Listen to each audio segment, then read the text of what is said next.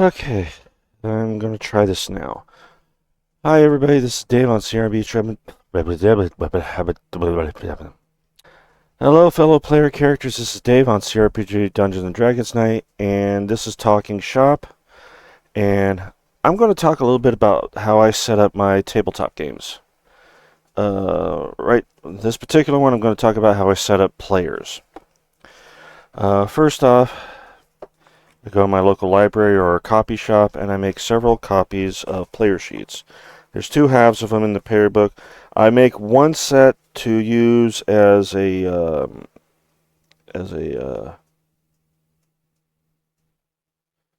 well, there's one set I never use, so I can make several copies using that one, I should say.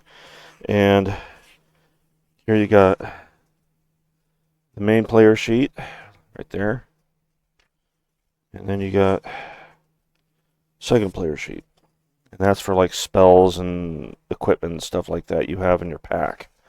I make several sets of these because I know that players are going to be needing new ones from erasing and rewriting over and over again.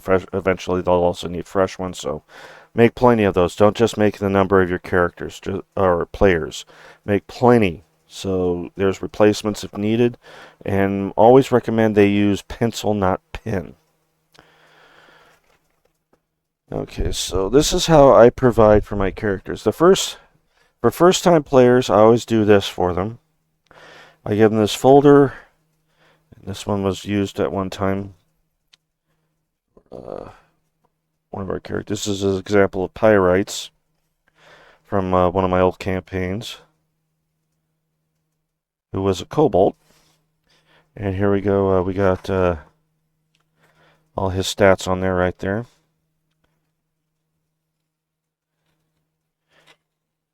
Get in there. And of course the other half, which apparently he hadn't had a chance to use yet, so he just has his name on there and level and all that, but he hadn't put any equipment or anything in it. Other things I provide first bit of lined paper if they don't have a notebook or anything, but they'll need lined paper, so they got that. Blank paper for drawing out maps or anything if they want to. I also have grid paper, which I don't seem to have any in this one. So yeah, this is basically just the starter kit for my players if they're first-time players. So I get this all set up for them. The folders I pick up over at the Dollar Tree or Dollar Store or 99-cent store, wherever. Same thing with the paper. And if I don't give them this kind of paper, I at least get them like a binding paper. I recommend that they get themselves a notebook or something like this. If they don't have one already, they can go get one. Have them go get their own notebook papers. Or if they really want to get into the game, let them get their own journals. Another thing I like to do is I also provide them with their first set of dice. This one right here was a setup that I was going to have for a new player. The new player never showed up. But yeah, I always provide them with their first set of dice. If they want to go Dice Goblin on me, or any Dice Dragon even, if you want to say, they do that on their own. I also have, for those special occasions when we're at, we need more dice, I have this fish and tackle box just filled up with dice. So yeah, you can't even see it here. Yeah, I have this fish and tackle box full of ice. Dice. Why do I keep saying ice? But yeah, these are my spares. So like if they're missing a particular die or anything, they can borrow one of these. Another thing I like to do is I have these little tokens in here, which they can use for they have to earn these, and they can only earn one at a time, and it's usually for a reward for how good they were role-playing in the last session, or if they came up with a really good idea that I was impressed with, I give them one of these. And what they do with it is, at a certain time, like if they're having a hard time trying to succeed at a particular act, or they're in a fight and they want to do a critical and they can't seem to do a critical, they hand me this back, and they automatically get the full effect of whatever it is they're trying to do in their favor. And it's a one-time deal. They never use the coin again unless I give them another one at a later time. And they can't collect them. Don't let them collect them, because if you let them collect them, you get to the BBEG, or the big bad evil guy, and they just unload these coins on you. I made that mistake. So yeah, just give them one coin at a time if you're going to try that method. And I always say this, tell them to get a PDF or a hard copy of the player's handbook. I got one they can use if they need it, but I always recommend that they get one of their own. That way they don't have to constantly borrow it, and they can just thumb through it at their leisure. If they want to go through like the other stuff, like if they have supplemental stuff from the other books, tell them that that's on their own. But make sure you have a copy of your own as the DM, because you want to make sure that they don't try to pull any fast ones on you. So if they want to get one of those supplement books, and it's a particular for their character, make sure that you have a copy as well. That way you don't, they can't try to pull a fast one. I had that mistake. When I was playing 4th edition, someone had they had, I think it was 3 player handbooks at the time, Player's Handbook 1, 2, and 3. And I didn't have a Player's Handbook 3. This player did, and this player did, and asked if they could. And this was like one of my first sessions. And I okayed it. My problem was I had no idea what their character was capable of. So you want to make sure that if they have certain books, you have those books too. Or at least the PDFs, so that way you both are on the same boat on what's going on with your characters. And also, it prevents cheating. Let's see here. But yeah, I go Player's Handbook. Always for the DM, though, at least have the 3 core books for yourself. Which is the Player's Handbook, Monster Manuals. If there's other monster manuals, be sure to get those too if you want certain monsters from other supplements and stuff like that. And of course, always the Dungeon Master's Guide. Always keep that handy for yourself. When it comes to dungeon screens, initially I didn't start with those. I kind of like found my way into them. They are very handy, but I would say only get them if you can actually afford them. Like if they come with the one of the starter sets or something like that, great. But if you want to get, you don't have a starter set, but you want to get a screen, they usually come to about $20 at the most, I think, individually. So yeah, if you really want to get a screen, they're about $20 at the stores if they have them. And excuse me.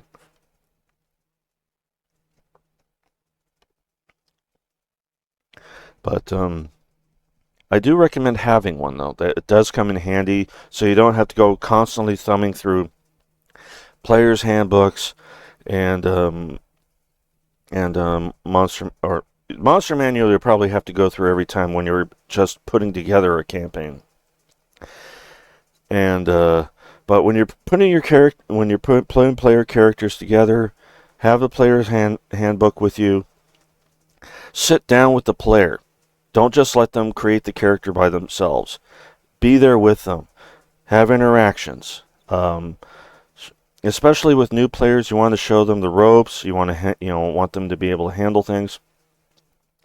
My session zeros tend to be a one-on-one, and when we first start, before we even start a session 0, I should say, we start off with a one-on-one with the characters on different nights, or players at different nights. I always do that anyway. Start off with as they're available. Get them together. If they're new players, I give them a kit. We go through the player's handbook together, figuring out what kind of character they want to make, what kind of history.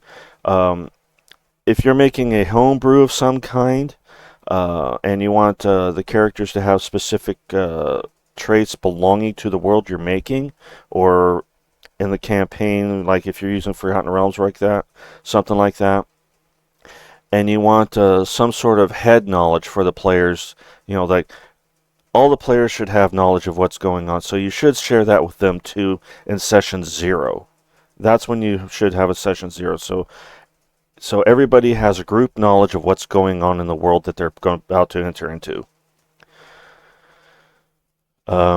I feel like that's kind of important because a lot of times I've seen players or games where it's like they just they put the characters together, then just throw them in, and they start building the history as the game progresses. Um, I kind of feel like the creation of the world is also part of the players. So when I'm putting together a campaign, I usually get my players together and I discuss this is the kind of world we're going to be going into. How do you guys feel about it? Is there anything you want to add to it? Nothing too crazy, but you do want to add anything to it. Um, uh, how does this affect your character? How does your character affect this world? And stuff like that. But generally, when I first start, I give them that kit that I just showed you. I give them the kit. We kind of start building up the stats because you always start off with stats. We roll dice, all that stuff. But after that, it's pretty much how the story is going to progress from that point on with your characters. So that's why you need to build from the get-go, right after the stats are done and stuff, what kind of world and what kind of characters are going to be interacting in it. I'm very loose with how characters are put into the game. Like I'll have uh, let's see here, good example here. I had a Triton in our group, so I had to make sure that pretty much the entire adventure, whenever the Triton was involved, stayed close to waterways and oceans. Which fortunately, the world at that time that we were using had a bunch of islands all over the place. And there was no actual main continent, so it kind of worked out for him. Then we have but if if you're going to have like the really oddball characters like the Triton or say what are some other ones? I can't think of any right now, but you want to make sure that they're going to be able to fit within the context of the world itself. You don't want to just make random characters and all of a sudden you have to spend the next 6 months trying to figure out how this character is even existing in the world that's being done, that this campaign is taking place in. Because you want to make it somewhat feasible why the character is there, how this character is possible in the world. And I think that was my biggest problem with 4th edition because there was a lot of character types, racial types, I should say, that I really could not fit into a feasible idea of the world that we were adventuring in. Uh, 5th edition's a little bit more less chaotic, I should say, than 4th edition was. But at the same time, 4th edition I do have problems with when it comes to character creation and how races and classes work. Um, Most of my games involve traits of Forgotten Realms, Eberron, and a few other places. We do planet hopping, stuff like that, so there's a little bit of a Starjammer in there as well. Um, but I always try to make it feasible how this stuff works. Like it's its own universe in itself. If it's going to work, you're going to do that. Uh, so you want your players to be able to interact with the world in a sensible way. You don't want them to just go completely chaotic. Because when you go chaotic, you're going to lose track of how the world works, and the players are not, are just going to see it as one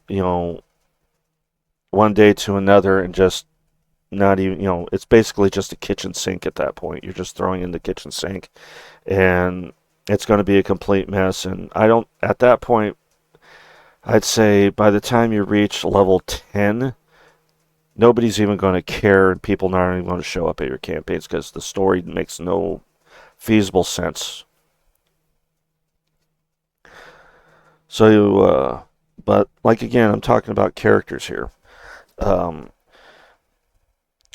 going over the kit again, yeah, you want to have the player sheets. You want to have, and I say sheets because there's two out. A lot of people I've seen where they put the sheet on one, the one page on one side, one page on the other. I never do that. I always put separate because you want them to be able to look at both pages so they know everything they have. If you have it, you know, if you have everything on, one thing on one side and one thing on the other side, uh, they're going to be looking at the main sheet and completely forgetting what's on the other side. I've had that happen. People would completely forget what they had on their person because they wouldn't flip over the page to look at it. So I always put them as separate pages so they can have them both facing them, and they can see exactly what they have. Um, Always recommend that they have notebooks because they can write down notes. They could talk. They write down what NPCs they've interacted with. Um, and stuff like that. If they want to do that, if they just want to, run it cold, and just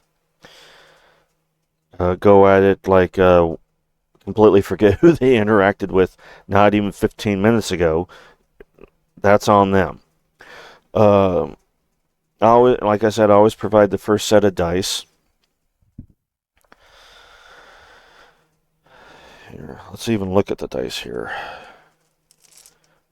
Now, for the first set, the initial set is always going to be about 7, but I do recommend that they have at least 4 six-sided dice when they're creating their characters, because that's how you're going to want to do things a lot of the time. Um, and you've seen me when I do character creation on my channel when I'm creating characters for Pool of Radiance and some of the gold box games where they allow me to roll the dice. And so yeah, you usually want 4 dice when you're doing character creation, but after that you really don't need them. So your standard is going to be 7 here, and you want to make sure your players have them. Not necessarily meaning that they have to have them at all times, but you definitely might want them to have them at all times because you just never know what's going to happen. Always have the 20-sided die, that is the must. Then you got a 12-sider here, the percentile dice, 8-sider and a 4-sider for weapons and stuff, and of course the 6-sider. But those are the ones that they have to have. That is the must. The 20, the 12. I said the percentiles, but they're both 10-siders. One's percentage, which will have like double digits on it, and the other one will be single digits. And of course, you got the 6, the 8, and the 4-sided. But those are the ones you always want to have. What your players should always have. Um, I provide the first set for them. I usually use it out of my box there. I give them a set out of there if I could provide it. But after that, after the initial play, any other stuff that they have with their kits, they're on their own with. But provide enough for them to get started with. At least that's how I do it. Because, I want them to, I don't want them to spend hundreds of dollars on stuff. So I kind of give them a cheap kit. Like I said, here, let me look at this again. Yeah, like I said, most of this stuff you can get at the dollar store. So it's like the folder, uh, player sheets, which I usually get over at the library or a copy shop. I usually go to the library nowadays. It's a little cheaper. Provide them with a little bit of paper if they don't have notebooks yet, and some blank paper to draw maps on. They can also do that on a notebook if you want to, but that's usually how I do it. And usually there's some graph paper in here as well. But after that, they're on their own. Especially if they want to continue playing, they're on their own. Um, have some spare dice for yourself and for your group. If someone's missing a die or something, or they need an extra die and they don't have it, always have someone on you.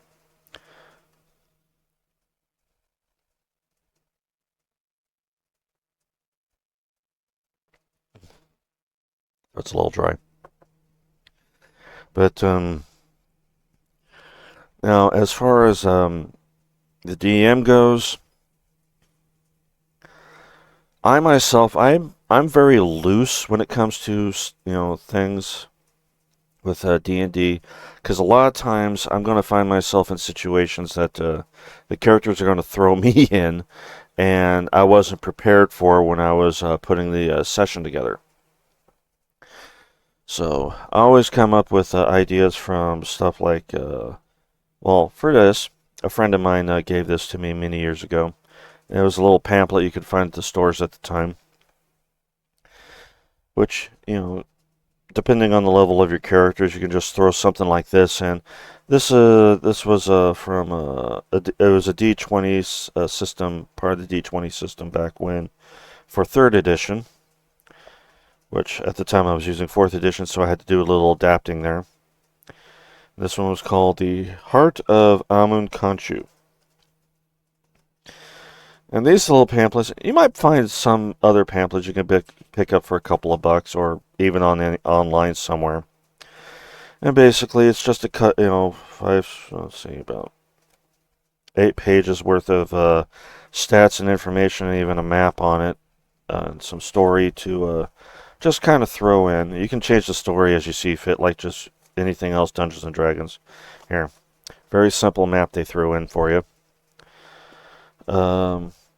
These come in handy for like when you have those nights where you have absolutely nothing to go with for that night. You might be in between adventures at the time, that kind of thing. So, yeah, these come in handy. Oh, there's other things too, like a lot of times they'll have example adventures in some of the books. You can use those. Um, but yeah, you'll run into problems. So you'll always want to like when I start a campaign, I always use one of the starter boxes, one of the adventures in the starter boxes. That way, I reacquaint myself with how the game works. Because between campaigns, it's usually a long gap between games. Because I think the longest it was 2 years before I got back into another campaign. So yeah, I'll use like one of the starters. Speaking of starters, I just got orders for the latest starter set for 5th edition. I know everybody is going completely bonkers about what's going on with 5th edition.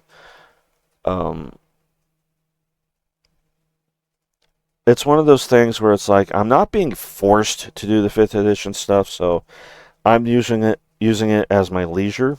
So I take and leave stuff all the time. So I do a homebrew stuff, so I take and leave stuff all the time.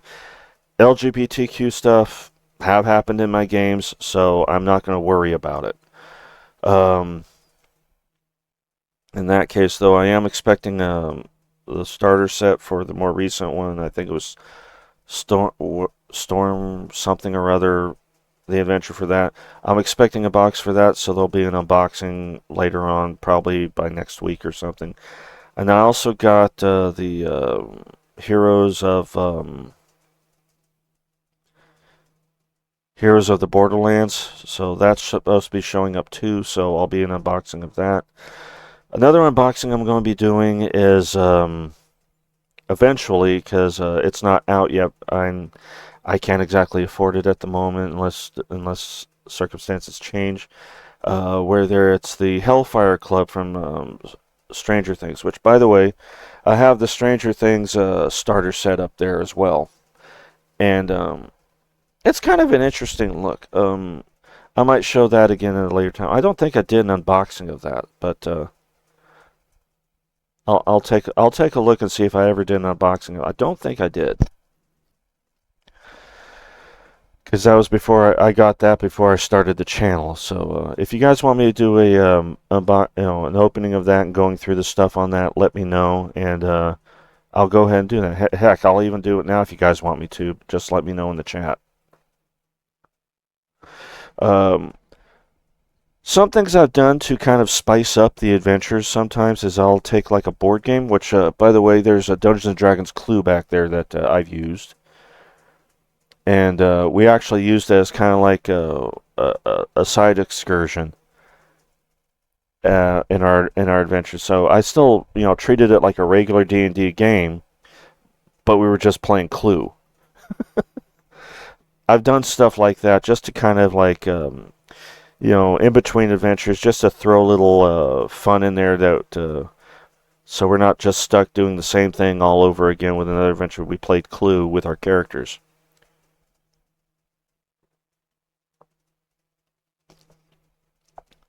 By the way, this is grape water, grape flavored water from Hawaiian Punch. So I'm not drinking alcohol, but yeah, we got. You know what? I'm going to be right back. Give me. Okay, since I actually have used these already, some stuff is missing out of them, so I'll go ahead and show you what to expect when you get like a starter set or something. Okay, the first one for 5th edition. This is before they started releasing the player's handbook and all that. So these were actually the first 5th edition stuff that showed up on the doorsteps. Had Lost Mine of Phandelver, excuse me, Phandelver, and as you can see, it's kind of worn a little bit. This is actually my second copy of it because the first copy, the pages were falling apart because I used it at least 3 times for a campaign. For campaigns to start them up to get the players, kind of familiar with. Still used all the other stuff, but it was like because the adventure in here starts off pretty good, so it's not perfect. It's not perfect by any means, but it's a good starter for just getting the characters used to the campaign, and you can kind of go your own way afterwards. We did use the Forgotten Realms setup, so yeah. And another thing is if you have players that are kind of unfamiliar with how the game is run, and they don't really want, they really don't want to get into the details of building a character just yet. They do provide you with pre-made characters. I don't recommend using the sheets themselves. Just kind of rewrite them into one of those blank ones here. That way you have these still available. And it starts off with the standard stuff. You have your fighter, your wizard, your rogue, and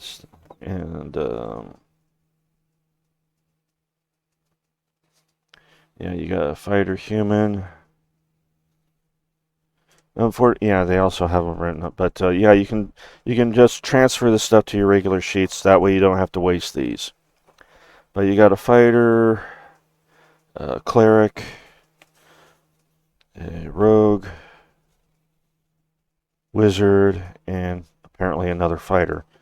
Um, but their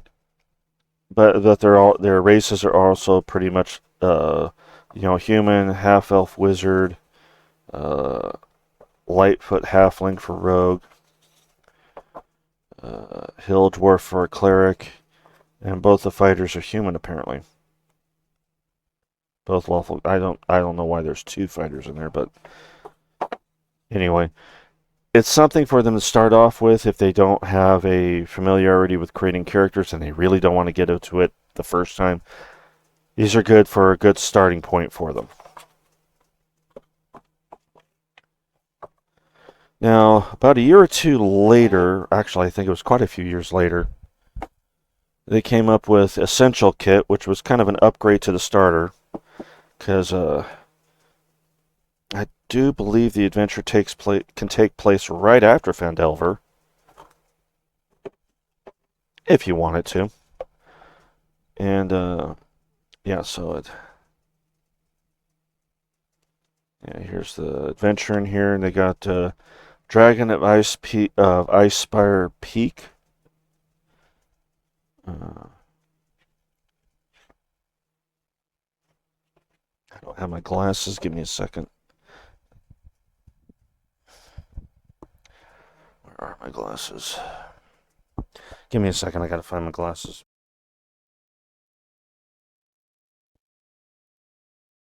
Yeah, I was out shopping today. I had to take my glasses with me so I could read the signs of panels on boxes and bags. Okay, what level is this adventure? Does it say? Complete Dungeons and Dragons adventure as well as a description for every creature. Called the rule book. That goes through everything about what Dungeons and Dragons is. Maybe it says on the back of the box.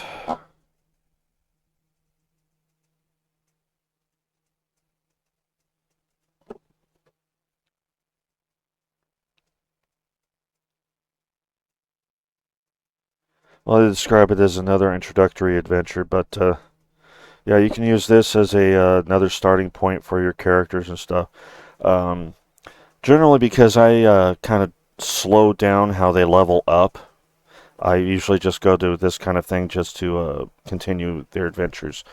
Uh, this was kind of interesting. Um, I don't have the complete. I do have the miniatures that came with it, which is the Demogorgon from Stranger Things.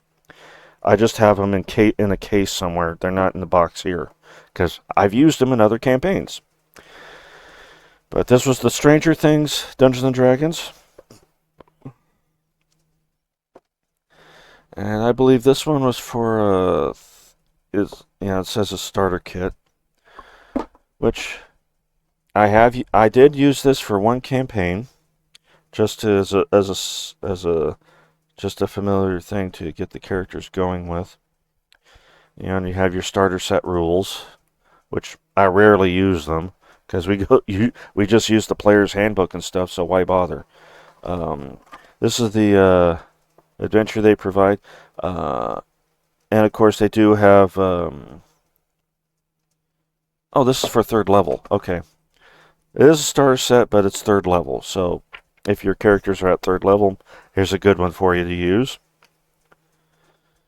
Um,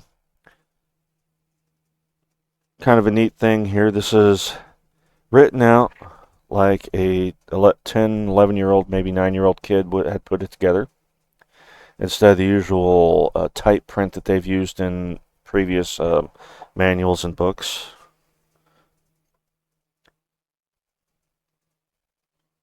Because this is the adventure they were playing at the beginning of Stranger Things and at the end of Stranger Things Season 1. Uh, Here you go. You got a little map right there. It he one of the kids drew up.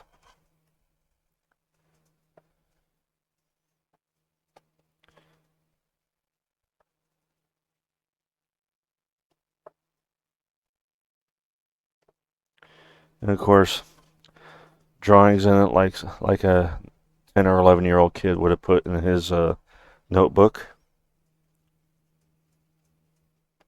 There's a picture of the Demogorgon.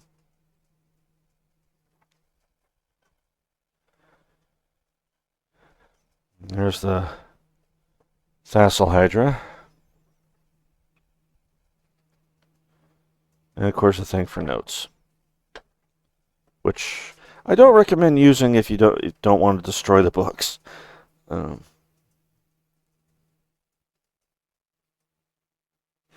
okay, so this is how this was one of their little themed adventures based on Stranger Things.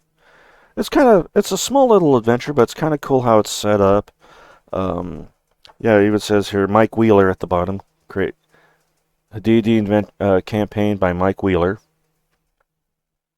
So they're really going all out on the Stranger Things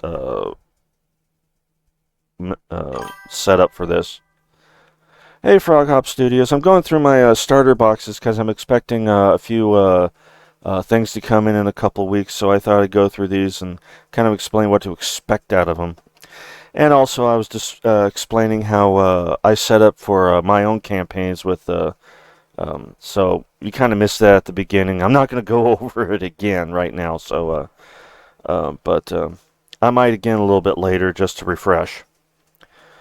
But let's see here. When putting characters together again, if you have players, Henry. Sorry, I did not. I don't know why I did that. I've just I've heard that so many times as a kid. I had a friend named Henry, and his mother actually did that. I apologize.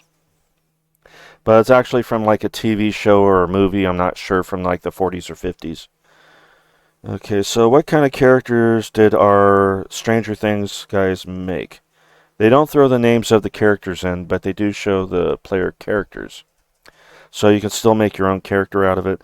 Again, I recommend that you just put these on a regular player sheet that you printed yourself, so you don't ruin these, because there's a lot of stuff on it.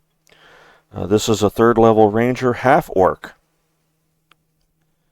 So they weren't exactly using first edition D&D or AD&D at the time. Background Outlander, neutral good. At that point, he had 900 experience points before starting that adventure. 900. How the hell is he third level? Must be using basic. Okay, so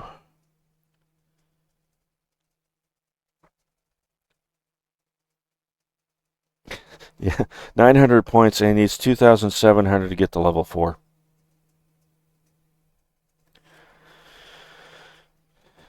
That's a jump in numbers. Okay, so yeah, it goes through all his stuff, his armor class, stuff like that. They're using 5th edition, so uh, it's obvious they're using 5th edition. Okay, third level wizard, half elf, acolyte, neutral good, 900 experience points. Right. Oh, we got a bard. Put your penises away. I said bard. Uh, third level, of course. Background entertainer, hill dwarf. Neutral good. Seems like the party is made up of mostly neutral good characters except for one, and that's the cleric. Yeah, I know, but I'm thinking, if they were going with the actual basic Dungeons and Dragons from when the show is taking place, which I think is what, like 82, 83, something like that. This would have been basic Dungeons and Dragons or advanced Dungeons and Dragons at the time. So, yeah, they're going with 5th edition for this one. So, yeah, the points are tripled every time you want to level up. So, of course, this is a bard, 3rd level. The only lawful good character in the group, which is a wood elf, a cleric, 3rd level, acolyte. I don't think there's any human characters in the group.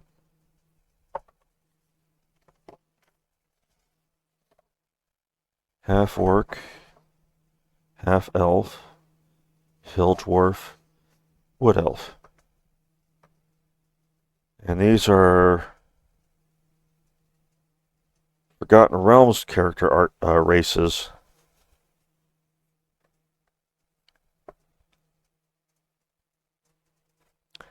So yeah, they're using Forgotten Realms, even though this was a homebrew game. Bards in 5e. Really? Wow. All right.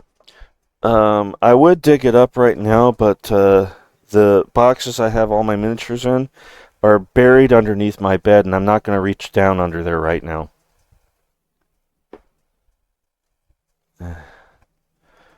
Okay, now this was a little bit of a different one. I kind of came upon it by accident over at my local Target.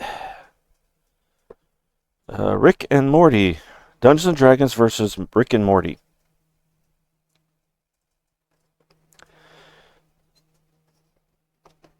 And they did make a comic book version of this. I have not read it. I can't seem to find a copy anywhere. The Lost Dungeon of Rickedness, Big Rick Energy. Adult Swim. Here you go with that. And of course, all the artwork is Rick and Morty, dressed up as D&D characters.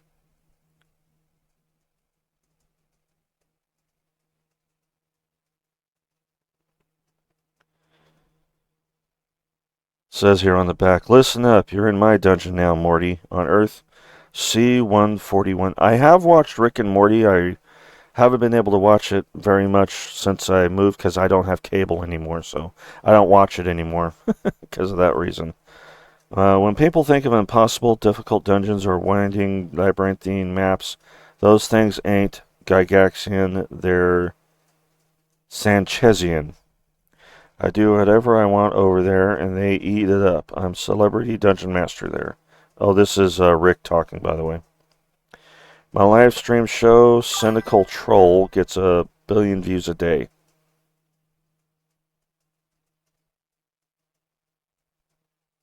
Oh, please tell me all about it next time I do a talking shop. I'd love to hear about it. I'm going to try to do a talking shop every couple of weeks. I did one earlier this week, but I completely erased the stream because nobody showed up really. So I got kind of bored and I just went like screw it and just ended the stream and called it a day. Then I erased the stream because nothing really happened in it. It seemed a little selfish to contain all this greatness to a single dimension, so I lifted one of the all-time favorite Sanchezian adventures and snuck it back here to dimension C-132. And then it says, usually that kind of expletive deleted, actually it's shit. You could tell it's shit, but it's frowned upon, but it's just a D&D adventure.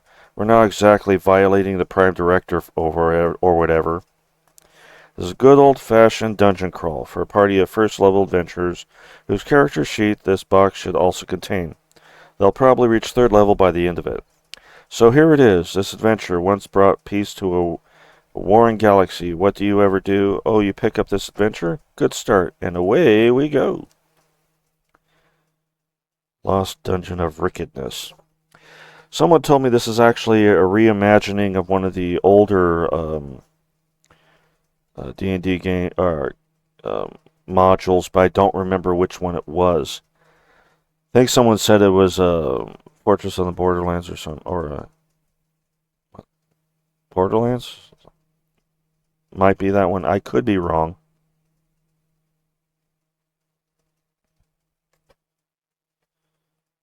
Okay, Lost Adventure of Wickedness. Lost Dungeon of Wickedness, excuse me.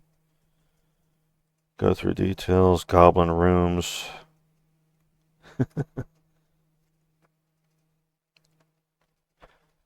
Yeah, it goes through all that artwork and stuff, and then all of a sudden, boom, you got actual D&D stuff in here. I'll be right back. I'm being called.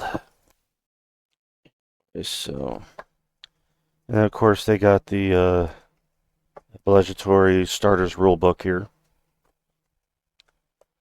which instead of doing the staples like they'd been with the earlier ones, now they got them in the glued-in binding.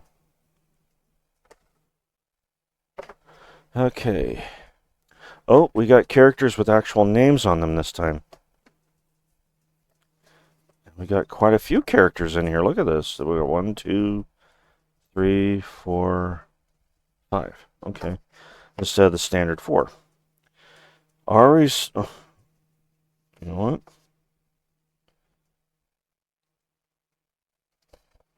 Look at that teaser. I don't think I've ever actually looked at these player characters before. But yeah, as I was saying though, if you have new players that really are uncomfortable with making their own character and you want to help them out a little bit, these are a good way to start them out. These ones are actually pretty much set up entirely. You might do a little few changes for yourself because you don't want to name the player Summer if that's not their name.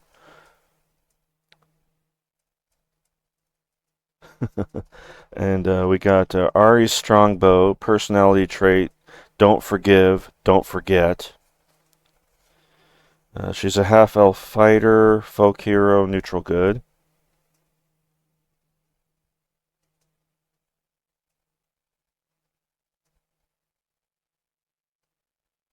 Wow, these are some interesting, okay, her ideals. I will have vengeance for my brother's murder and the betrayal that caused it.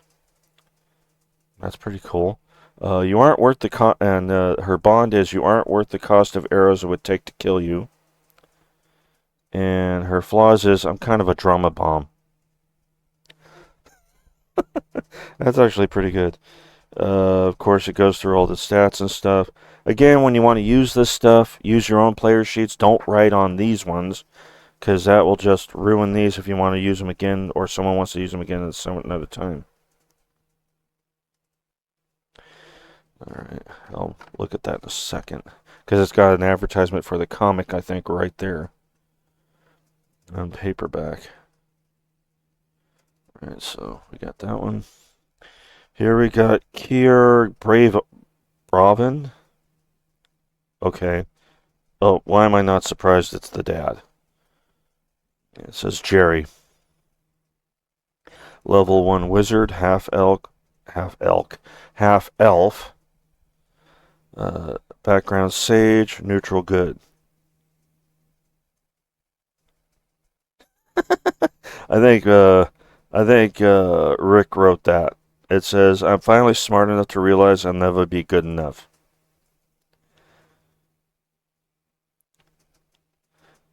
His ideals: power is cool, but only if used to protect the innocent.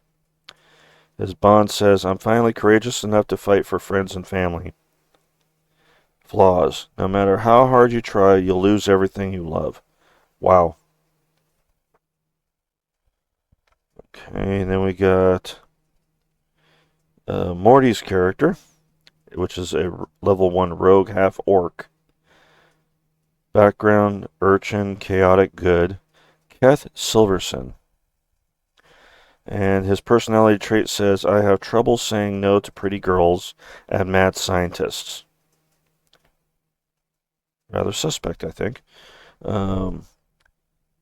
His ideals is, what's mine is yours and what's yours is mine. His bond is, you know what? What's mine is actually mine. Give it back. And his flaws are, I have trouble trusting my allies.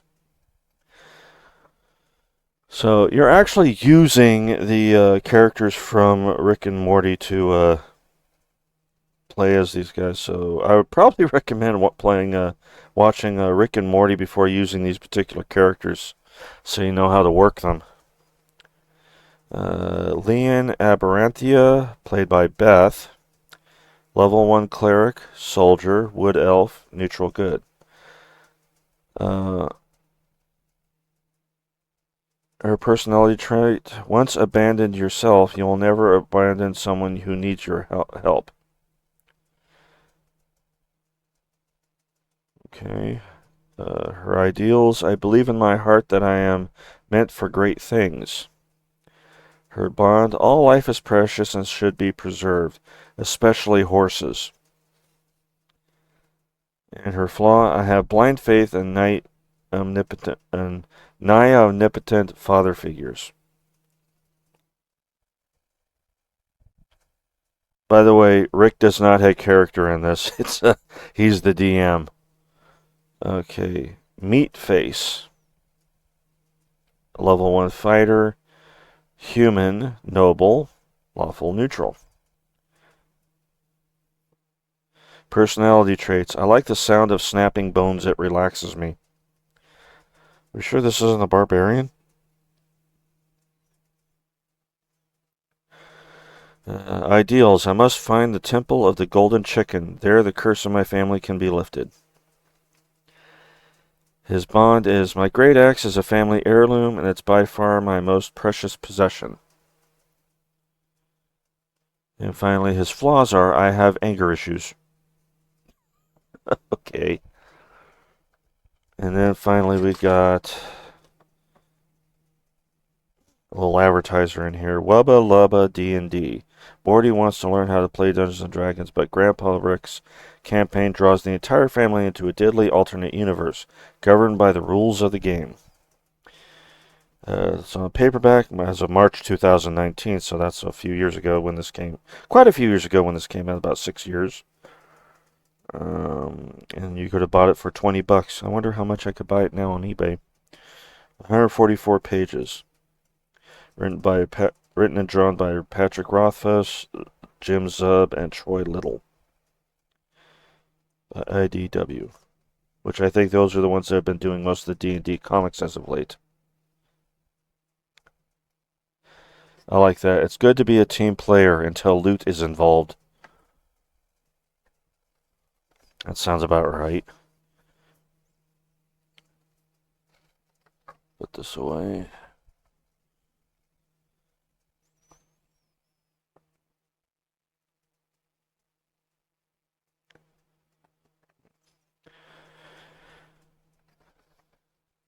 So yeah, they got these themed starter games, which two of them are one's Rick and Morty, and the other one's Stranger Things. And there's another Stranger Things coming out next month, I believe, in the first of the week. Unfortunately, I won't be able to get it just yet because I can't afford it right now. Give me a second. I gotta have my eyes adjust for a minute while I take my glasses off. Uh, but I am receiving two box sets, a starter, the newer starter set, and one that just came out within the last month. So I'm expecting those anytime this week. I believe October 3rd and 4th.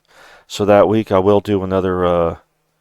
I'll start off as doing an unboxing. So those will be probably released as trinkets and treasures and trinkets on my YouTube channel.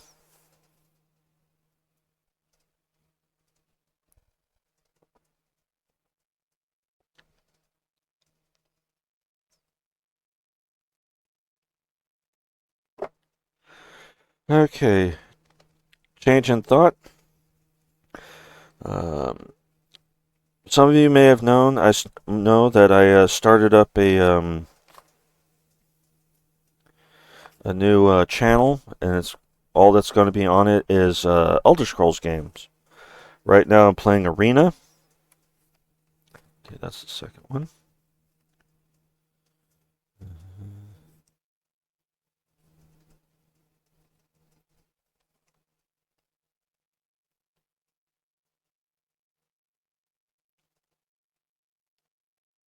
No, this is the second one. Okay,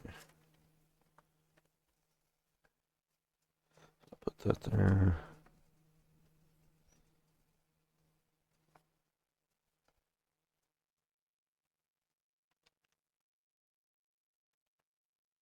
Okay, that's the. Okay, want to put them in order at least. Okay.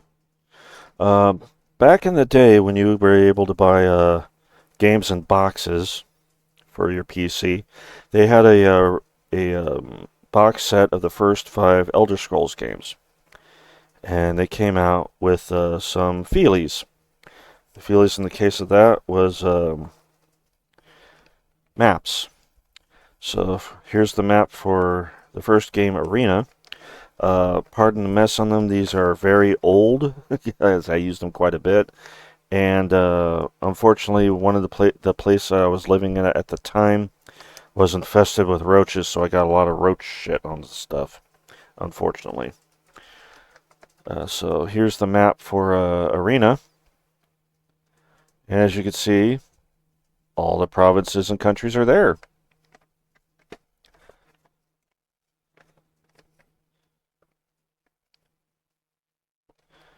And if you've been watching the channel, you know that I've actually gone through 2 countries now on that game. And there's quite a bit of stuff in each country. Okay, this one was for Daggerfall. Do I go up? So I got it right up. Okay. Yep. And this is for Elder Scrolls 2. This is their map. And note that it's actually not one, but 2 countries. You have Hammerfell, and you have I can't think of the name of that country, but basically the Iliac Bay is the main point of being around here. Oh, High Rock. So you have Hammerfell, and High Rock. Those are the areas you go through. And to my understanding, out of all the Elder Scrolls games, this is the largest world setting. When we get around to actually playing it on my channel, you'll understand why. Okay, Here we got, yep,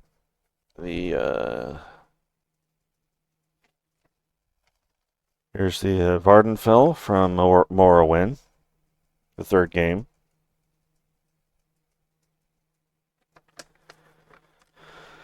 Or I should say third game in the main series, because there is one game I might play if I'm able to play it okay, called Battlespire. And the only reason I'm playing is because I can make my own character. That's why I'm not going to be playing Redguard on the channel, because I can't make my own character on it. Consider it a pet peeve of mine when I want to play a role-playing game and I can't make my own character. JRPGs notwithstanding. Of course, this is how I got started in Elder Scrolls. I started off in Cyrodiil. And I also did some of the DLC stuff, so yeah. I am kind of familiar with the location. Intimately familiar. And finally, of course, you got Skyrim.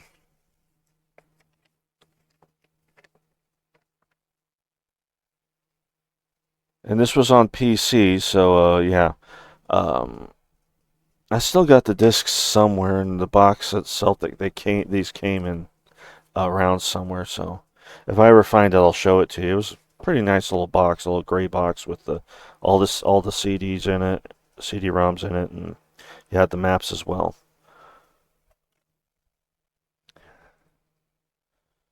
Okay, now for Frog Hop Studios, I'm going to go back to what I was saying about player characters, or for new players.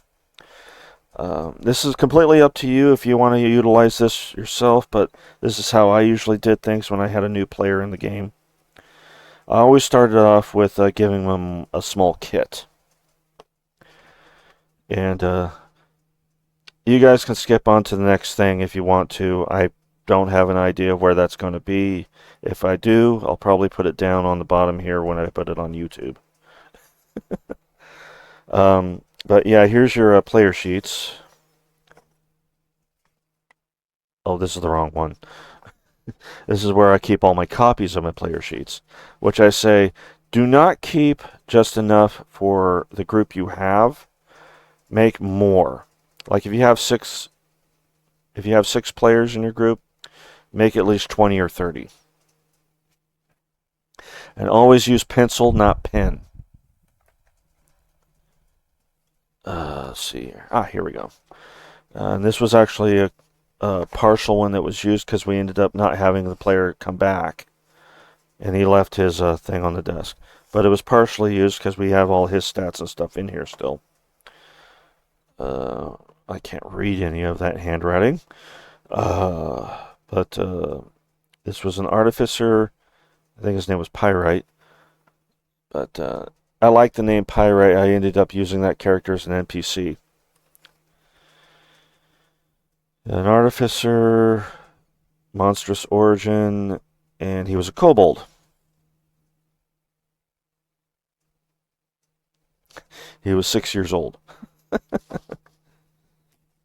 And but yeah, and this was one of the things I recommend, like I showed you here, because I've seen a lot of groups where they put like, back to back on one page, like this, and then you flip it around. It's like that.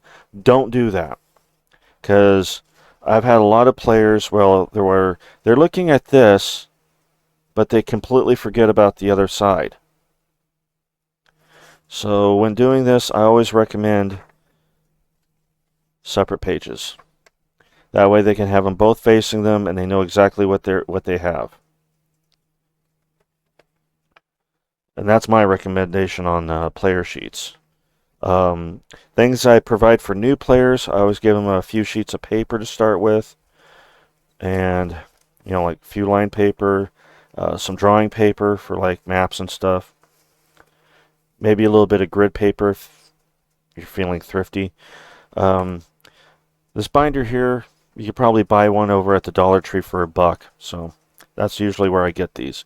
And I usually go for a different color anytime I start up a new campaign.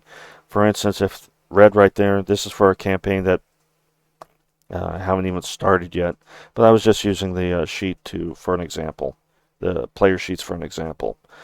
Um, but if next campaign I'm going to start, they're going to be red. We've had blue, we've had black, we've had gray. The next campaign was going to be red, but we never got around to playing it because COVID happened. And by that time, most of them had either moved on or completely forgot we were even going to be playing Dungeons and Dragons. We went through it was the weekend of we went through session 0 where we were all getting familiar with the world and stuff like that. And I think it was the following week, maybe even a couple of days later, um, the city was shut down, and pretty much everybody that was in the campaign uh, disappeared after that. I ended up I was working a security job, and I was the only person there during the morning at this building because everybody else that should have been working there was home. So that's how I. Oh yeah, I also provide the first set of dice for them.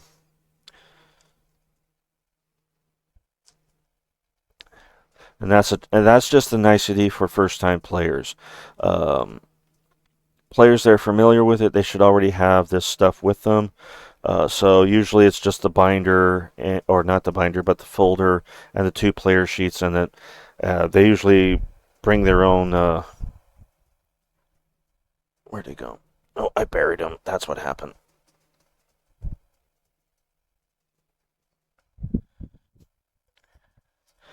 You know, they want to have notebooks or a journal. They can provide that on their own.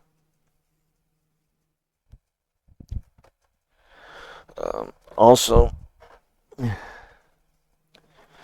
I was showing this. Always have spare dice. I keep mine in a fish and tackle box.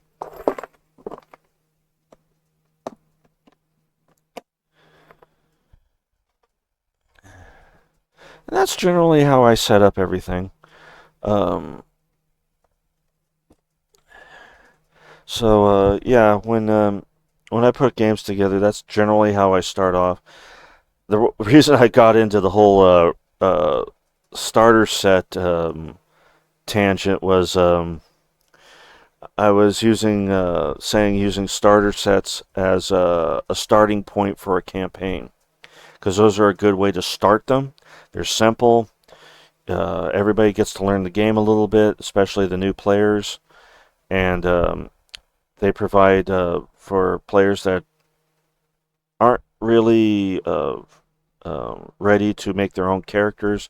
You have some pre-made characters that they can work from. And when they're when they're reprinting it on their own player sheets, not using the printed ones there, but putting it on their own sheets, they kind of learn how to build a character as they go along. Session zeros. How session zeros work, for me anyway. Um, Session 0 is usually a multi-day process for me. We don't actually start with session 0. There's like pre-zero sessions, and those are usually individual between players, and but one player and myself. And we do that usually during the duration of a couple of weeks, maybe 3 weeks. Um, Either I go to their house or they come to my house. We sit down at the table. We talk about um, the ideas I have for the campaign. You know, the world building and stuff. I give basic stuff when it comes. I don't give the entire history of the world. I just give like as we're building their character, give them an idea of how their character fits into the role of the world that they're getting into. Um, Usually, I ask them to write a background. When it comes to background character, for the character, I always recommend be from. I give them like a pamphlet, usually a couple of pages, just explaining how the world they're going into works, what's where in the world the game is starting, how it's taking place, and what knowledge that particular character type would have. I usually give that on the day of session 0, but it's also, I build it up as we're also creating the character. Um, when it comes to creating the character, I usually go with, I'm very loose, as I mentioned. I'm very loose when it comes to character creation, but you always want to make sure that it's going to be able to fit into the campaign fluidly. Not just, hey, I'm going to build, what was it? What was the most obnoxious thing a character had built? That wasn't the Triton. I mentioned the Triton. That wasn't it because we were able to fit that in fine. No, we had a main character that we had not a main character, but a player character that was a mind flare, and that did not go over well that the entire session. And it's for multiple reasons why it didn't go over well with with that character, and not just with the world itself, but with the group. And it was very off-putting having that character type with the group. So we kind of had to axe that character and have him make a new one. And it was because the other players were uncomfortable with the idea of this tentacle-faced brain sucker walking around and just haphazardly just helping himself to a brain periodically. We've had vampires in our groups, so that and fourth edition called them something else. I don't remember what, but this was all fourth edition stuff. So because, like I said, a lot of my early campaigns were fourth edition. I had only recently started fifth edition when COVID happened. So I only did like one campaign beforehand, and then the second campaign I was going to get started on had to cancel because of COVID. I did do as a player, I started off with AD&D second edition. I only created a character, but I didn't get to play it. I've said that story many times, so you'll have to watch other videos.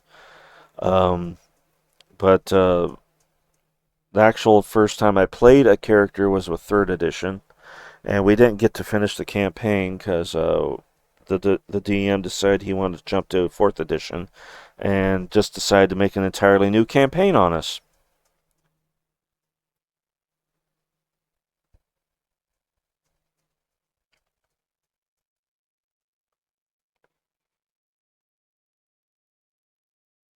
And my first time as a DM was the box starter set for fourth edition, and that was to make a character, and that was for a birthday.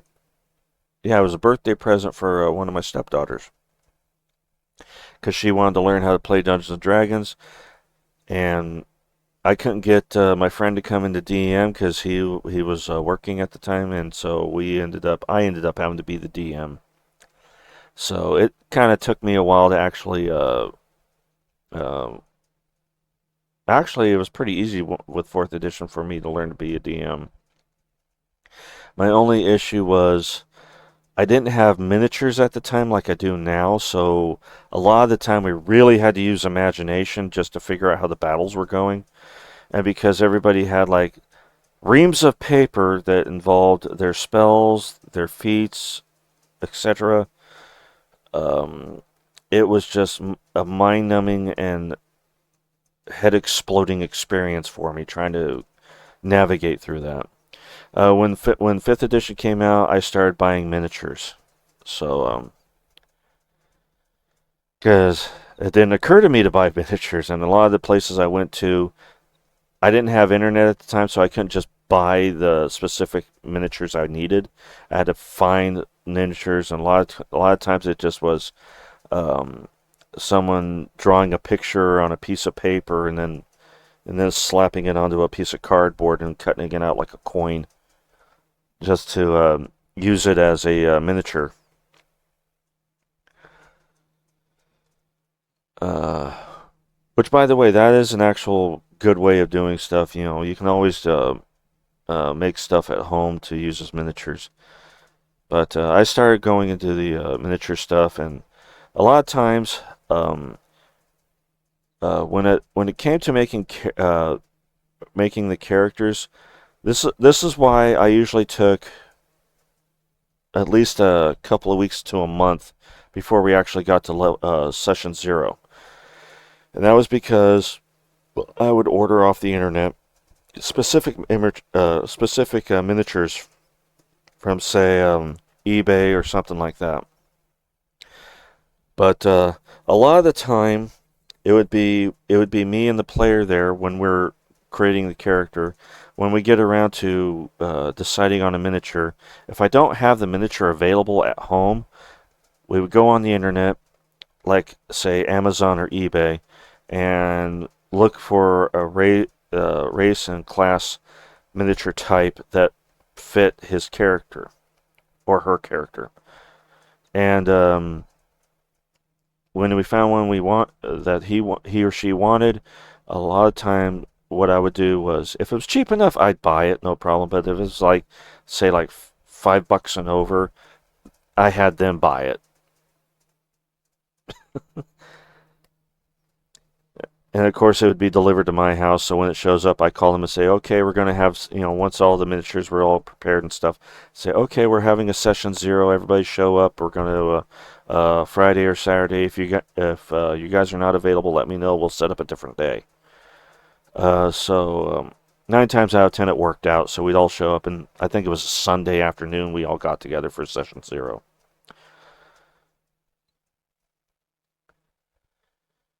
But I always try to provide for my players, but especially the new people that were unfamiliar with the game. I would always try to provide everything they needed the first time. Anytime they needed stuff afterwards, they were on their own, or if I was feeling generous, I would help them out. Like, say someone if they wanted to get like a new set of dice, they're not happy with the dice they have, they can go get their own dice. Dice bags. If I didn't have a dice bag here, I had a friend that used to make dice bags. So everybody had dice bags because she would make them. Um, but she's no longer around. She's alive, she's just not in town anymore.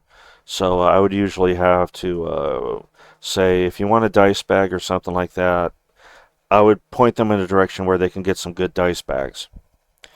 And same thing when it came to if I couldn't provide a session where they can learn the game, or if they wanted to get a foothold on the game beforehand. I know stores where you can go and they have I guess you would call them play dates for D&D for beginners. So, because since I started this channel, I pretty much have discovered I have a toe in pretty much every water now when it comes to anime and gaming and comic books now. So, but that's usually how you want to do things when it comes to that. You want the players to be able to provide for themselves. You don't want them to be completely reliant on you when it comes to stuff. So I always recommend that the player gets their own player handbook. That way they don't have to constantly borrow it. And if they want to reference it while they're at home and read through it a little bit, they have their own copy to go through. They can have the hard copy, they can have the PDF. When it comes to like all the extra stuff, if there's character stuff that they want out of the supplemental books, um, I always tell them, if I have the book and you have a PDF or a copy of the book, that's fine. If you get a book that I don't have, we're not going to use it. So a lot of times they say, well, I want to use this particular book because it has this character type. I'm usually very lenient about it, by going, okay, well, give me a couple of weeks before you buy your copy, because I'm going to see if I can find me a copy, and I want to read through it a little bit, read the character type for you, and see if it'll work out. Usually, I find like a PDF or something. Um, or if I go to, like, say, Barnes and Noble, or I go to a game store or something, and they have a copy of that particular book, I'll kind of thumb through it, see, and if I like what I see, I buy me a copy, and I say, okay, I agree with it. Go ahead and get yourself a copy, and then we kind of go from there. Um, but yeah, uh, when it comes to character creation, ideas that the player wants to do, always be in communication with each other. Don't just throw things at each other's laps and just sit there and go like, deal with it. Because I always try to be as lenient as possible when it comes to character creation. There has been times where I was a little too lenient, and character races or classes were used that did not fit well with the campaign at hand, and so we had to go through an alternative route. Either I had to adjust something, or the player had to adjust something. But always keep communication between yourself and the players, even off game. Because if he comes up with an idea, let him know he can call you. Um, give specific hours, because you don't want him to call you in the middle of work or while you're having a hanky panky or something. But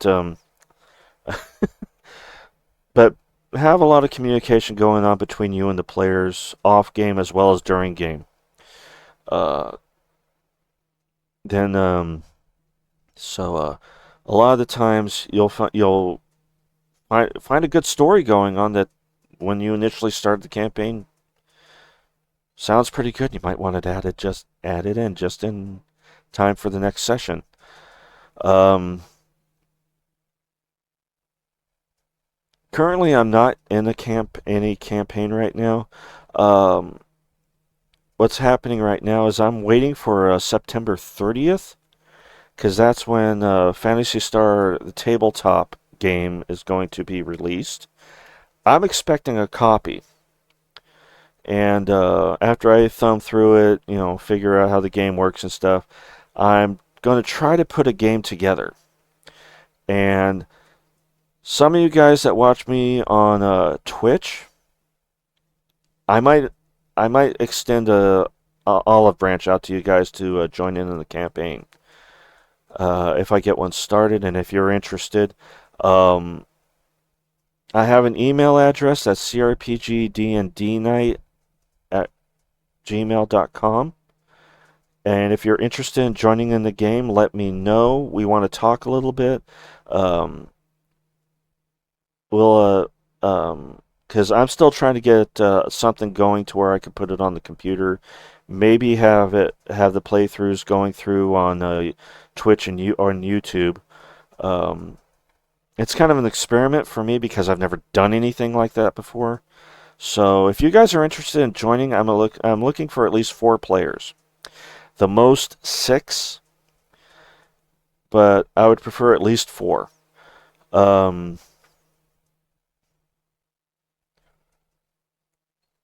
I suggest getting, when the game comes out, I suggest getting at least a PDF or a hard copy of the game yourselves.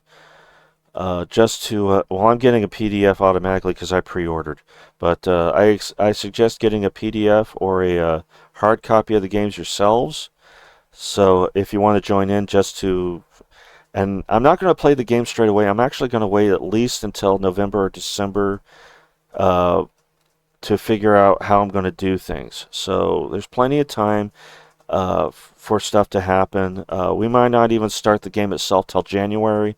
It's just going to be preparing everything to get to that phase. Because, like I said, it's new for me. I got to get familiar with the game. And I suggest anyone interested, and I okay it, also get familiar with the game. I suggest also playing the video games that they're based on, which is at least the first 4 games, which I do have playthroughs of the first game. I'm playing the sequel right now, which is Phantasy Star Gaiden. I just started that a couple days ago on my channel. But yeah, at least get yourself familiar with it. There's plenty of places you can go to get familiar with the background of the game, because there's a lot of lore involved. We're going to be using the Algo system, which is the original galaxy that the games take place. The first 4 or 5 games at least. And so at least get familiar with the first 4 games and background and stuff on the internet. We'll discuss character creation via chat. I'm just deciding whether I want to go by Discord or Facebook when it comes to chat right now. And a lot of people are suggesting Discord at the moment. So we might do that. And but right now it's still up in the air how I'm going to work this out. But like I said, anybody familiar, go ahead and contact me through my email. On my YouTube videos, I always have the email address at the end of the video. It's also in the description below, along with my other channels and my Facebook channel. I don't have my Discord channel on there because I really haven't used it that much. But once I get familiar with how the system works, I'm also going to be contacting my cousin because he's more familiar with doing internet games, and I think he wants to join in too, so that probably drops down the player options to about 3 more players or 5 more players. So if anybody's interested, go ahead and contact me. I'll give you my if you're on Facebook, also contact me that way. Just send me a follow and a friend request, and we'll start talking through chat in there for in the meantime until I can either get Discord going, or I got a Discord, I just got to figure out how it works. So because I'm trying to figure it out. Like I said, it's a new thing for me. It's going to be Phantasy Star, the tabletop role-playing game. It's being released on the 30th of this month, which is in about 4 days. I'm expecting my copy, so there's going to be a PDF copy, and there's also going to be hardback copy. I'm getting both, so when the unboxing happens, I'll show you both of them when I do the treasures and trinkets in the following month. In the meantime, I'm going to take a quick little break. I'm going to check on my dad, get me something to snack on and a drink, and we'll continue talking. Dungeons and Dragons will return after these messages.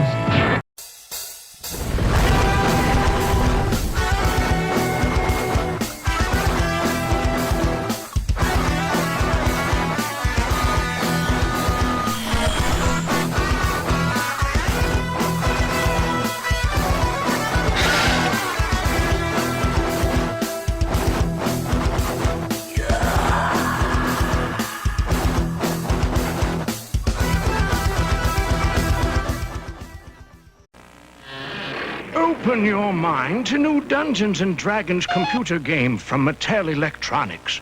It will lead your imagination down a dungeon labyrinth wherein lies the dragon's treasure. Steal his treasure, but make no false moves.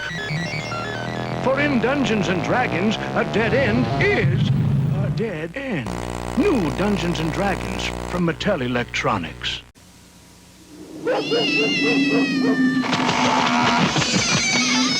I am Morley, the wizard, introducing you to adventure. It's Dungeon Fantasy board game. This family is on a challenging adventure in a scary dungeon, seeking treasure guarded by strange and wonderful monsters. Take it from Morley, Dungeon and Dungeons and Dragons games from TSR play better. After all, we are the game wizards. And now, back to Dungeons and Dragons.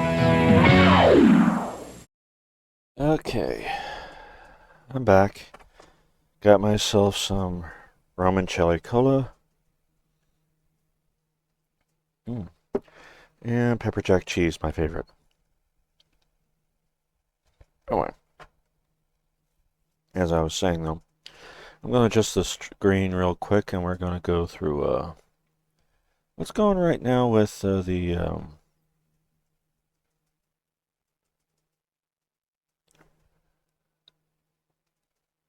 right there.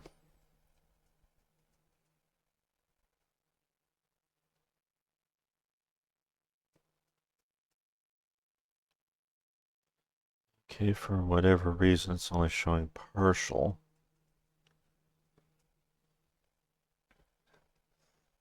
Yeah, it's black over black. That's usually white, so I don't know why I can't see it.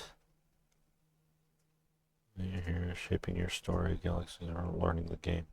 Yeah, I don't know why it's showing it like this.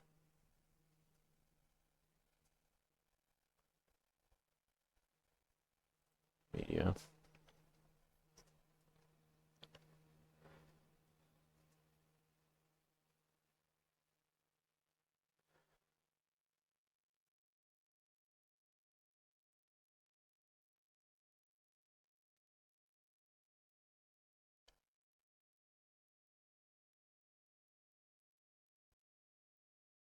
What's the downloads right now?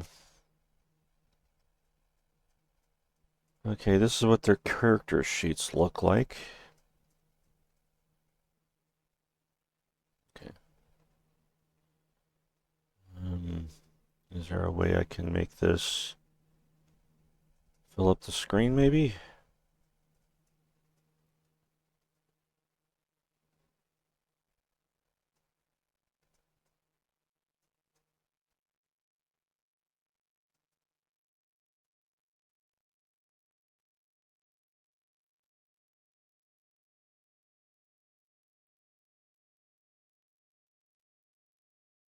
We'll put this on my, that's not what I wanted to do. Okay.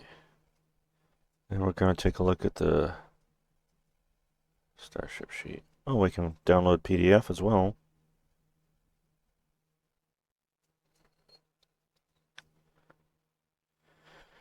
Might as well just do that. Okay, now,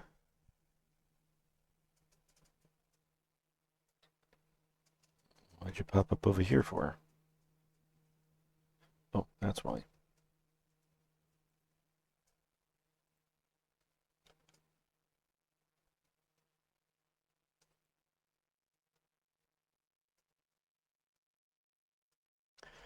Okay, oh, there we go. That's a little bit better. We can do that now.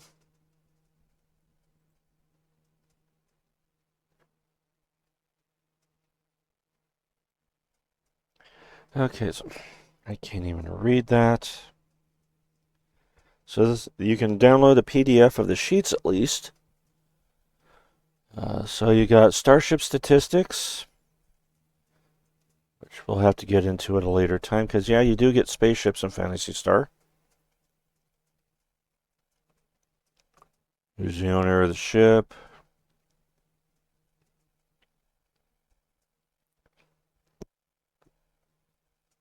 Pilot maneuver checks. Okay.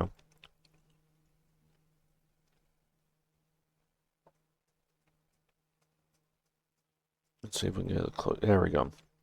We got ship name, owner, size category, crew capacity, action stations, crew member role, and we got about 6 spaces for that.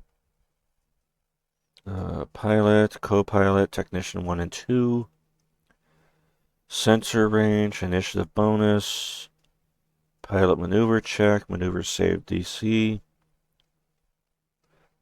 intercept speed.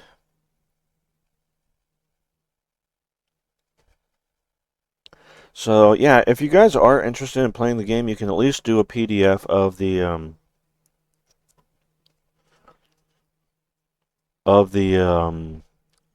player sheets and starship sheets, which are available on the website for free, apparently. That's good.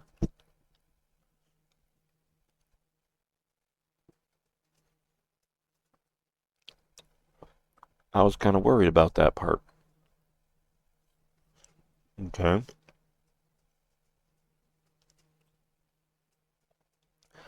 Let's take a better look at the character sheet.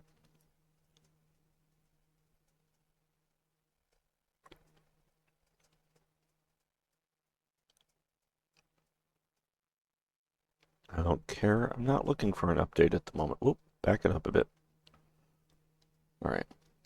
So we got character name, species, which in the case of this one, it makes sense that they would use the word species instead of race, considering it's sci-fi fantasy, not straight fantasy.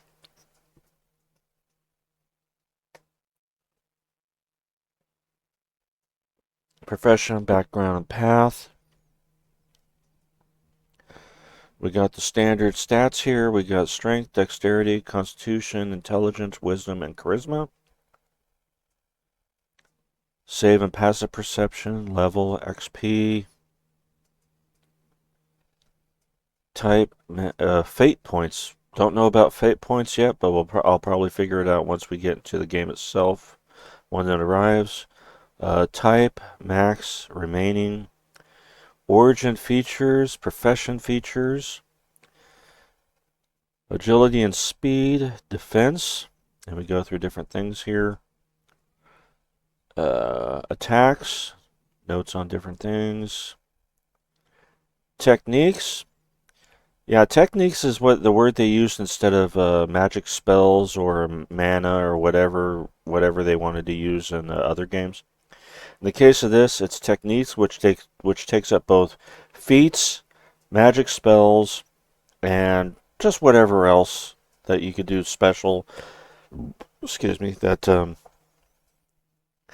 if you played the game Phantasy Star, that's kind of how they went with it, especially after the second game. So they called it techniques instead of magic spells.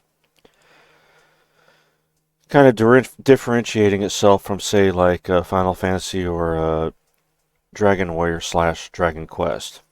Okay, different kinds of equipment, vehicles, money, which is Meseta. That's the universal exchange they use. Story bonds, languages, which, by the way, yeah, languages was a thing in the game. You had to get certain items to learn certain languages. History and goals, appearance. I don't know about that one though. Yeah, it looks to be how many sheets? 3 sheets. Yeah, 3 sheets worth of stuff. I should double check and see how many sheets there are. But yeah, there's 3 pages worth of stuff. Which, yeah, okay. Oh, there's Starship statistics again. Apparently they had it for its own separate thing for whatever reason. Okay, so yeah, there's a total of three sheets that a player may or may not require. 2 sheets definitely. The third one, I'm not sure how you'd fit that one in just yet. How each player would need it, but well, actually, it does make sense since you're a crew, you would want to know what position you're in the ship, I guess. So yeah, you probably do want that. So that's something that everybody would have, just to know who the pilot, the co-pilot, technician, the technician is, and what your ship is capable of, and who owns it. Hi, Miley. So yeah, I kind of see it now how that would work out. So yeah, three player sheets are required. And like I said, you can get that as a PDF off of the Phantasy Star website. For those interested in joining me in the game in the future, which will probably start next year in January.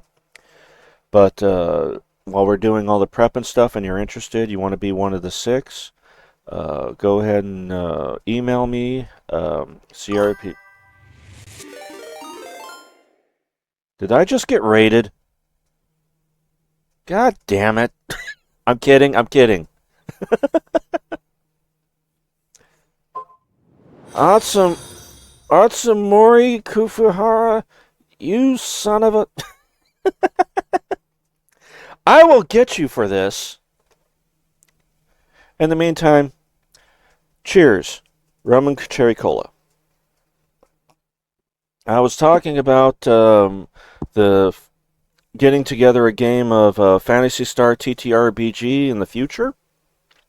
For those just now joining, I'm going to put, well, I don't have my email address up here, but you can kind of guess what it is. It's the same name as my channel. Just add at gmail.com and communicate with me. We'll see about talking to each other on Facebook or something and try to get going on the game.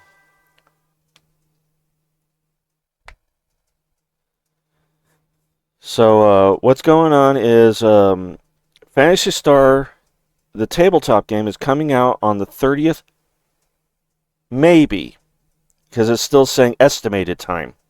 So it's supposed to be coming around that time. I'm going to do an unboxing. And if you guys are interested, there is a PDF of the character sheets on the website for Phantasy Star. I'll put that on my YouTube channel for you guys to check out. Also, I'll put it up here real quick so you guys could see it. Yeah, that's why I say estimated. Yeah, I agree. Yeah, I'm talking about possibly getting a game together. I just went over the player sheet, and I just downloaded the PDF myself. But my main issue is I got to figure out how to put a game together on like my channel so I could show it to everybody and we could figure out what to do and whatnot. Because I have no idea what to do. Maybe Atsumori can give me some pointers, since he does that stuff on his channel. Maybe. I'm begging. Please help. At your leisure, of course.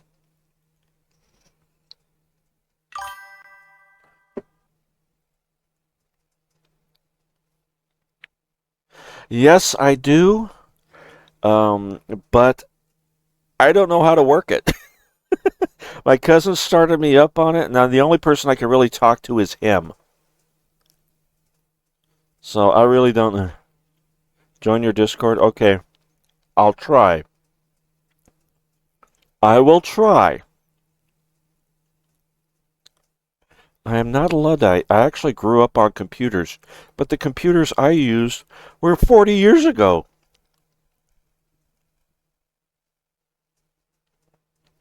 I used my first computer was a Tandy color computer.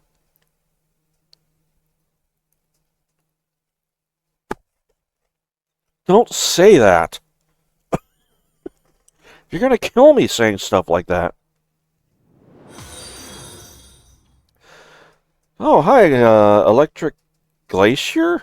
Now that is a name.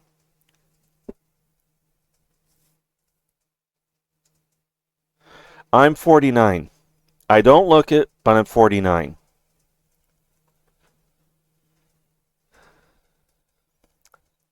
I have a Commodore VIC-20 in the back right there. Hasn't worked in ages, but that was my grandmother's computer. That was the first one I actually used.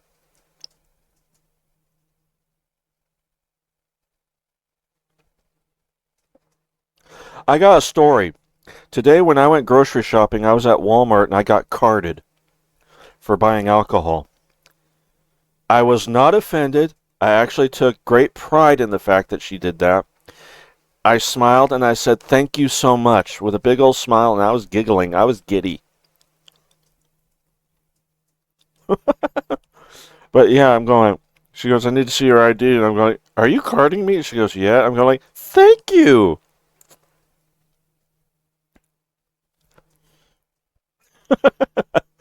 Yeah, a funny thing, when I was about, I was 22, and my family and I took a trip to Vegas. and we were at the Fitzgerald. And as we were leaving, that was the last casino we were at. Was the Fitzgerald. We were getting ready to go home, and that's when I got carded. We were there 3 days. We were at at different casinos and stuff for 3 days, and I've been gambling anywhere and everywhere. And just as we were leaving, I mean, we were done gambling. We weren't gambling anymore. We were walking away from the machines. Then I got carded.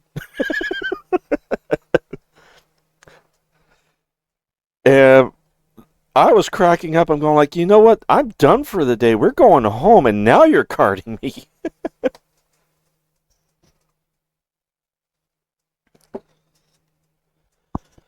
But anyways, as I was saying, though, at a guess, I'm looking at 4, maybe 6 players. Second responders on duty. I'm guessing at around January I'll probably try to put a game together. Although it'll be prepping up to that point, but it's mainly due to the fact that I want to get familiar with the game first before actually trying to play it, because I want to DM it and or GM it, I should say. I don't know what they're going to call it in the game. But I'm inviting anyone that is interested, that has been watching my channel on the regulars. I'm looking for at least 6 players. One of those spaces is reserved for my cousin unless he says he doesn't want to do it, in which case that space will be opened up. But 4 to 6 people interested, contact me via email, CRPG Dungeons and Dragons, or CRPG D&D Night at gmail.com. That's my email address. On YouTube, I always have it at the end of my videos, the email address. I also have the links down below. I think I have a link here. Don't quote me on that. I don't remember what I put on this when I first started this channel.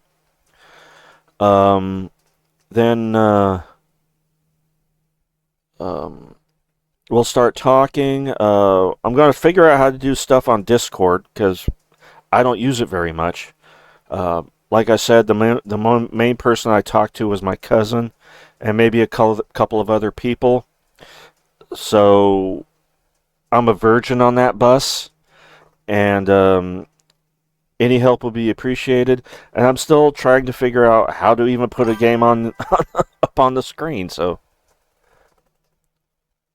you gotta update your layout on Twitch and oh.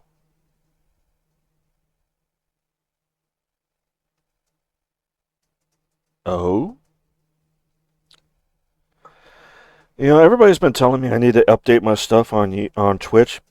Here's the problem, though.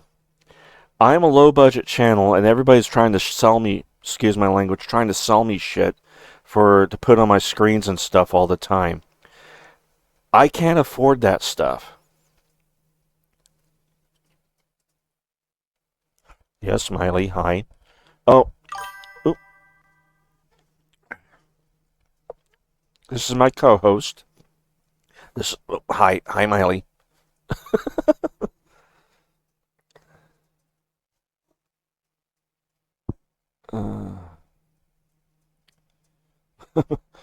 I can't either, which is why I made my own. It looks terrible.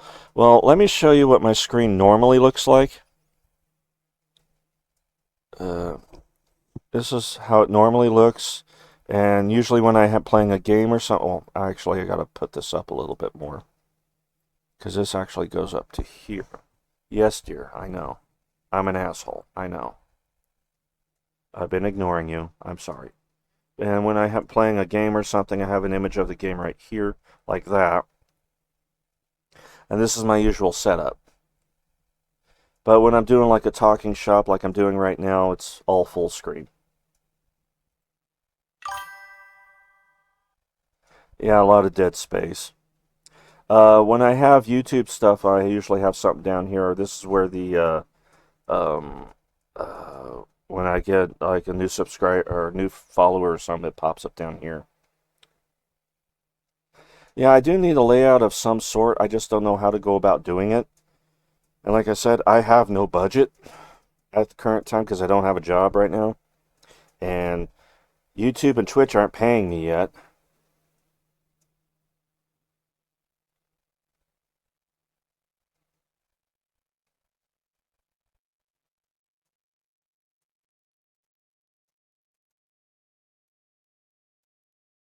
The only thing that's getting me is the outline on the text.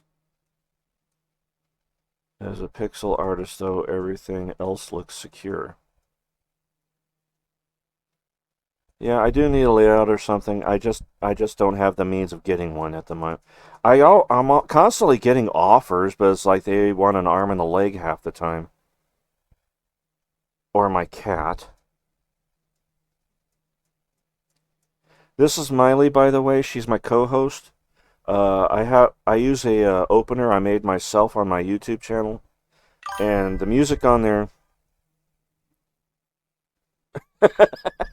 Funny. But I made my own opener. You guys could check that out at your leisure on YouTube. It's on at the beginning of pretty much every one of my videos. The music was actually given to me by a guy by a channel called Deafy Duck. He comes up on here periodically too. But he's from the UK, and he just sent me some music and said, "Use this for your openers." And he goes, "Free of charge." And I'm like, "Oh, okay, thanks." And he always calls me pal, but uh, yeah. So I've been using his music ever since, and I always credit him for it at the end of the opener.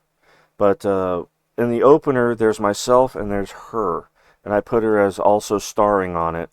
Cause even though you rarely ever see her, she usually hangs out just outside the door. But I sometimes make a little video of her frolicking in the grass or something like that. So I just decided, you know what? I'm just going to make you my partner in this. She is purring up a storm right now. The only thing that's getting me is the outline on the text. Oh yeah, and this little thing right here, this was a gift from a guy named Bots and or not named, but his channel's called Bots and Blasters. He made that little thing for me right here. That's my logo. And I actually like this logo because it pretty much represents the kind of stuff I do on my channel. Yes, I know. I love a good hug. But so a lot of my stuff, it's either I did it myself or it was gifted to me from someone else. Oh, I know. She is a hugger. I've told this story before, but since I see a lot of new people here, I'll go ahead and tell it.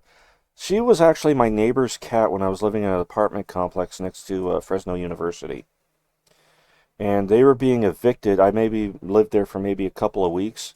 And it turned out the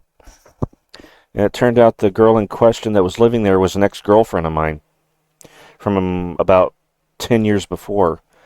And she asked me if I'd keep an eye on her cat for a couple of weeks while her and her husband were looking for a place to live. But, you know, they were looking for a place to live because they were being evicted. And they said, give us a couple of weeks. Could you just keep an eye on her during that time? And I said, sure. They bring all her stuff over. They had like a little scratch post and a couple of other things. And I noticed there was no food. And I go, well, I got the cat box, the kitty litter, a few toys, scratch post. What does she eat? And she goes, oh, she eats the mice. And I go, what mice? I don't have any mice. I don't have a mouse situation here. So what does she eat in the meantime? Yeah, exactly. I said, what does she eat in the meantime? And I'm looking at her. She wasn't very, she wasn't quite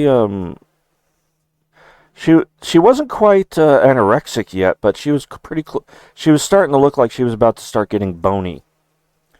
So as soon as they left, I grabbed her, we got into my car, we drove over to Petco, and yeah, she was getting scrawny, so we went over to Petco, grabbed a few varieties of canned food and bought her some kit caboodle and stuff like that. And I figured out what, small bags because I didn't know what she liked. So we figured out what she liked, and she loves tuna. That is her favorite. And I'm talking fresh out of the can water. That is her favorite. And when I asked the vet, I said, she doesn't eat like regular cat food. She just wants tuna. And he goes, if she's willing to eat it, let her eat it. At that point, probably yes. So a lot of times when she comes over here, she'll start nudging the back of my foot because I sit with my feet like this in this chair. But when they're on the ground, it's like I'm standing on my toes pretty much when I'm sitting. And I'll feel her head bumping the heel of my foot. That's her telling me she wants some food. If she starts headbutting my calf, that means she wants to get picked up. And I would say it was about that couple of weeks came by. They finally came, and they came by and they said, "Well, it's taking longer than we thought. Can you keep an eye on her for a couple more weeks?" And I said, "You know what? I was fine with it because she was keeping me company. I was living alone at the time, so I'm sitting there going like, yeah, I don't mind it. She's good company." And the entire time they were there visiting her, she wanted nothing to do with them. I couldn't imagine why. So, yeah, so she became my shadow pretty much. If I went outside into the courtyard and I'm walking around the courtyard a little bit, she was right beside me like she was on a leash. And the manager there said, "That's the funniest thing I've ever seen." He says, "I've never seen a cat go for a walk with anybody." And finally what ended up happening is at the end of the year, I never saw them again after that. I think it was about the end of the year. I hadn't seen them. I haven't heard from them. I go, "Okay, we're going to the vet. We're going to have you checked out. I'm putting you in my name." And she doesn't have the collar now because it fell apart after a while, but I got her a collar, and she was so proud of that collar, having it on her.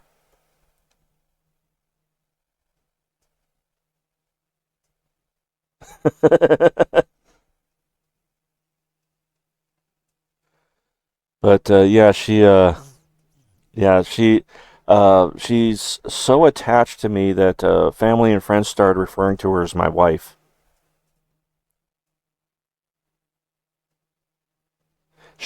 Her name is Miley, as in Miley Cyrus.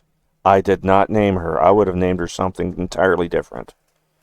But because it was her name already and she was pretty much attached to it, yeah, her name is Miley.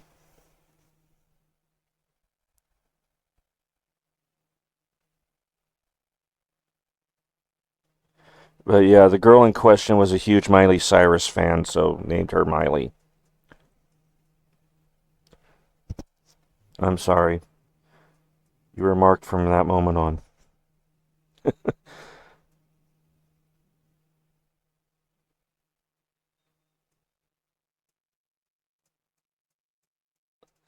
But yeah, everybody refers to her as my wife because there was she's deaf now. She can't hear a thing. But at one time, and my dad saw it on many occasions, so he figured out that yes, the stories were true. When I'd show up at home, and she had been, alone for a while. Well, she ended up adopting a kitten on her own without my permission. I brought it home, and we had another cat here for a while. And unfortunately, that kitten grew up to about 7 years old and passed away. But when anyway, so whenever I get home, and he could hear her from the car when he was dropping me off, because he used to live in another place before he moved in with me. And this is my grandmother's house, by the way, where I live now. I inherited it after her passing, so I've been living here ever since, and I've been here for about 5 years now. And I had both cats here, and about a year went through, and the younger one passed away. But this one right here, anytime I left home, and I mean, I could be gone for maybe 15, 20 minutes. And as soon as I walked in the door, she would be yelling at me, like, "Where have you been all this time? Do you know what's been going on in this house while you were away doing whatever?" Just chewing my ass out. And when I was at the apartment, everybody could hear her chewing me out before I even opened the door. She doesn't do it that much anymore, but she now sleeps a lot and goes out periodically to get sunshine. Up 3 flights of stairs too. Oh boy. Yeah, I'm used to it. Oh, anyways, getting back to the game. So sometime within the next week or two, I'm supposed to be receiving the um, Phantasy Star TTRPG. Um, and so when that happens, I'll do an unboxing here and maybe go through a little bit what's in the game for a bit. Like I said, we can actually check out what everything actually looks like, because the PDF, I think, is just a standing place for the player sheets right now, the PDFs that they have available. So I don't know if those are going to be the genuine ones they're going to use in the game, or if those are going to be the ones they're actually going to use. I'm thinking they're actually going to be using those, but yeah. So you got the PDFs. You can make copies of it off, whatever. Yes, dear. So when it comes out, you guys will be the first to know, and I'll do a treasures and trinkets on my YouTube channel of the unboxing, which I'll do the unboxing here first. I do like an edited version for my YouTube channels, which basically removes all the open air space where I'm doing nothing, or if I walked away from the computer and there's nothing happening, then I remove all that during editing and make it a shorter video.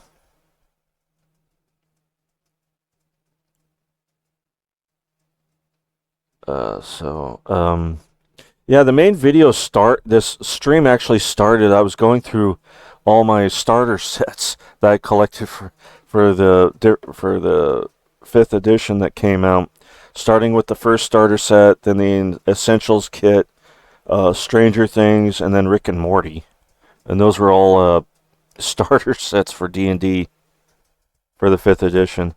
I'm waiting on 2 more of them because I didn't get the newest, the 2 newer ones that came out. And there's supposed to be a box set that's supposed to be about the Hellfire Club from Stranger Things, so I'm waiting on that one as well. I might have to get that one from a store, though, because I can't seem to get it to order on the website, which was ticking me off, so I might actually have to go to a store to buy it. Dang it. That means I have to interact with people. Alright, I'm going to have to let you down, honey. You're warming me up too much. Oh, she's ready to go down. Okay. Alright.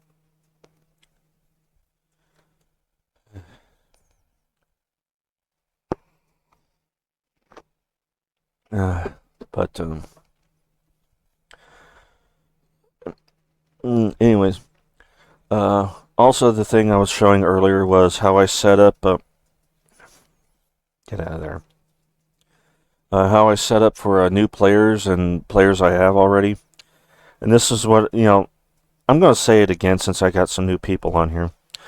When it comes to player sheets, and I'm talking about old school player sheets, this drove me nuts when people did this. They would put the player sheets like this, like one page, and then flip it around and have it like that. And the problem I have with that is a lot of my players, if I had the sheets like this, would forget about this side. Because they're looking at this, and they forget all about this side. So I started doing it to where it was like that, 2 separate pages. And, of course, for new players, I'd provide a few things for them, if they're just starting a D&D for the very first time, with some, writing paper and some blank pages and stuff, or for whatever they need, a couple of pencils and their very first dice set, because they don't know what they're getting into. So I provide for the first time, but then it's like after that they're on their own, because you should know what you need by that point.